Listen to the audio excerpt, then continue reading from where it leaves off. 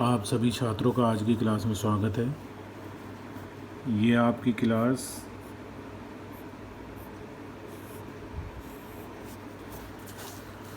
12th accountancy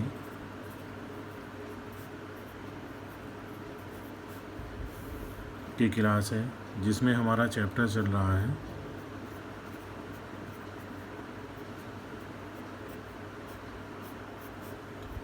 ऋण पत्रों का शोधन।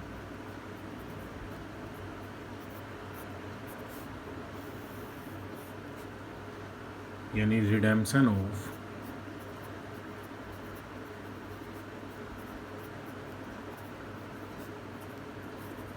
डिवेंचर्स।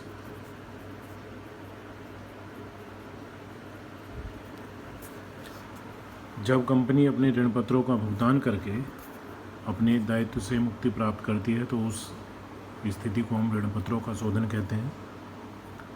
ऋण पत्रों के शोधन का पहला मेथड था एक मुश्त राशि द्वारा भुगतान करके।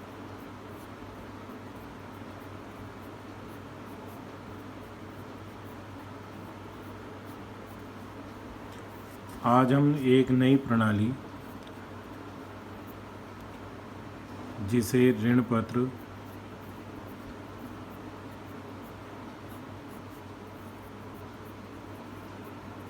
शोधन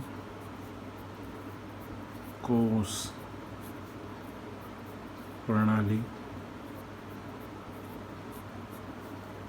या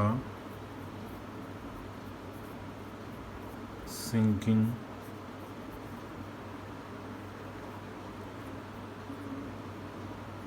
फंड प्रणाली कहते हैं। इंग्लिश में इसे डिवेंचर,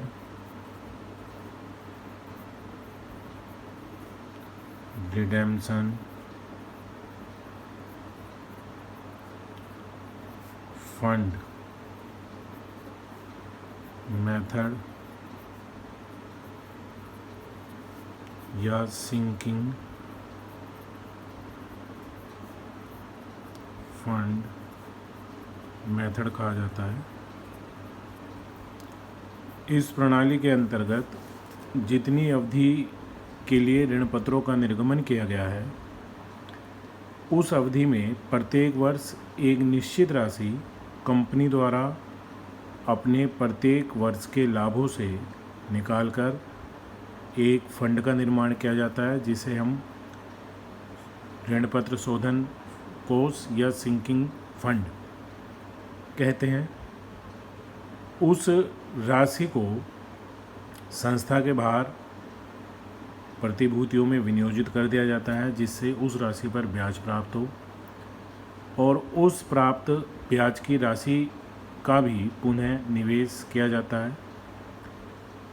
इस प्रणाली में इस प्रकार से प्रत्येक वर्ष राशि बचाकर जिस वर्ष ऋण पत्रों का भुगतान किया जाना है, शोधन किया जाना है, उस वर्ष जो हमारे कुल विनियोग हैं उनको बेचकर प्राप्त राशि से ऋण पत्रों का भुगतान कर दिया जाता है। जैसे मान लीजिए एक कंपनी ने 50,000 रुपये के ऋण पत्रों का निर्गमन किया है और इनका भुगतान कंपनी को 5 वर्ष बाद करना है।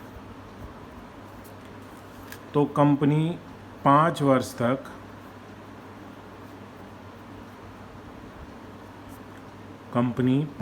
तक अपने प्रॉफिट्स में से यानी पीएल अकाउंट से एक निश्चित राशि जो एक सारणी के माध्यम से निर्धारित की जाएगी, वो राशि पीएल से निकालकर डिवेंचर रिडेम्पशन फंड में यानी डीआरएफ या सिंकिंग फंड में यानी एसएफ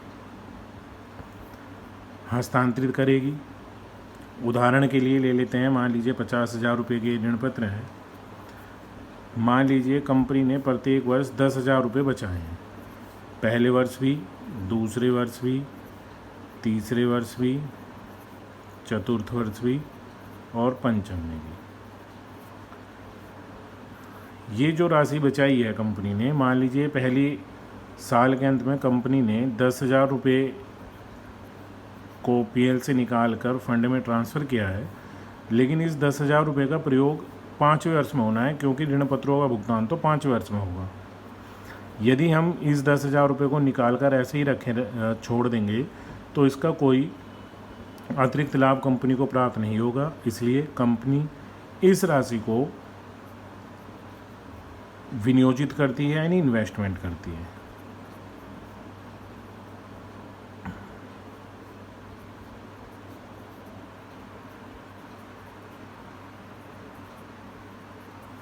मान लीजिए कंपनी ने पहले वर्ष में 10,000 रुपये बचाए हैं, तो कंपनी ने इस 10,000 रुपये की राशि का ही विनियोजन कर दिया है।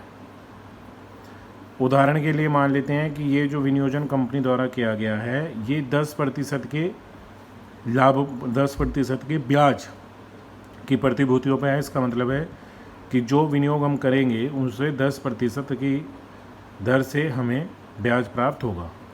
पहले वर्ष हमने 10,000 रुपये पीएल से फंड में ट्रांसफ़र किए, इस 10,000 रुपये का विनियोग किया।